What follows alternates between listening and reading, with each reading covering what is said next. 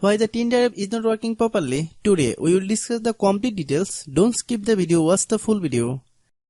Hello guys and welcome back to my YouTube channel Shaem Tech Video. Today I will discuss how to fix Tinder app can't even send a message. I have a request, if you are new to channel, please subscribe and stay with us. Open settings. Open the date and time settings. Tap set time automatically to reset time to whatever location you are currently at. Click back. Click about device. Click storage. Then click clean up. Click clean. Click back. Click apps. Click app management.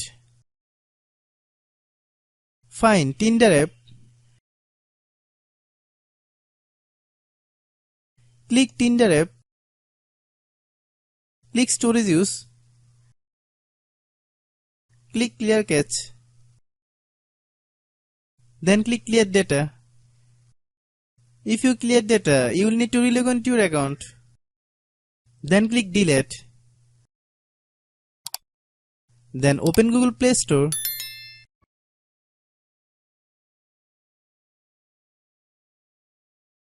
Then search Tinder app. Click Tinder app.